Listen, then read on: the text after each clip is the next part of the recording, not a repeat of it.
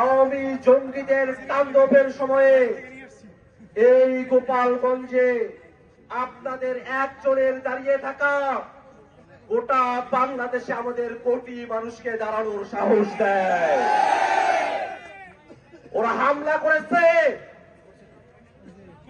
ওরা ককটেল বিস্ফোরণ করেছে, ওরা রাস্তা আটকিয়েছে, কিন্তু গোপালগঞ্জের সাহসী জনতাকে নতুন বাংলাদেশের পদযাত্রায় থামিয়ে রাখতে পারে না।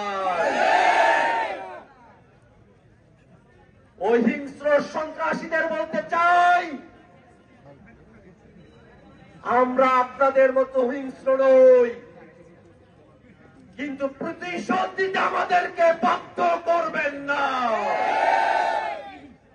বাংলাদেশের মানুষ আপনাদেরকে তওবা করার সুযোগ দিয়েছে।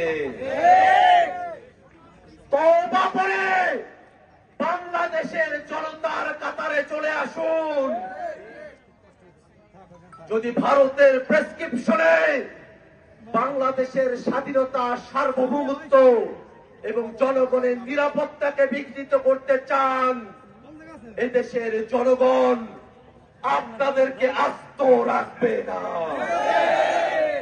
ভাইরা আমার, ওই আওয়ামী লীগ বাংলাদেশের নিরাপত্তার জন্য হুমকি, মুজিববাদ বাংলাদেশের সার্বভৌমত্বের জন্য হুমকি, আর মুজিববাদী সংবিধান আমাদের নতুন বাংলাদেশ বিনির্মাণের পথে প্রধানতম অন্তরায়।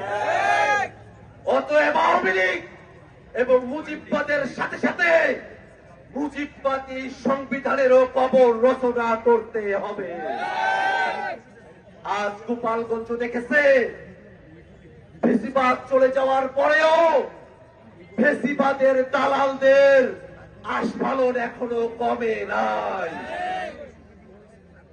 যদি ফেসিবাদী দোসরদেরকে আইনের আওতায় আনা যেত, ওরা যত খুন করেছে তার বিচার হতো। দল হিসাবে আওয়ামী লীগকে আমরা কাঠগড়ায় দাঁড় করাতে পারতাম যদি আওয়ামী লীগের অবৈধ অর্থনৈতিক চেইনকে সরকার কন্ট্রোলে নিয়ে আসতে পারত, তাহলে এই আওয়ামী লীগের আস্ফালন আমাদেরকে দেখতে হতো না। ভাইরা আমার, এই নতুন বাংলাদেশ সকলের বাংলাদেশ হবে, যে বাংলাদেশ থেকে আওয়ামী লীগ গোপালগঞ্জকে বিচ্ছিন্ন করার চেষ্টা, এই ষড়যন্ত্রকে নস্যাৎ করে এই গোপালগঞ্জের মানুষদেরকে সাথে নিয়ে আমরা নতুন বন্দোবস্তের রাজনীতি প্রতিষ্ঠা করবো ইনশাআল্লাহ।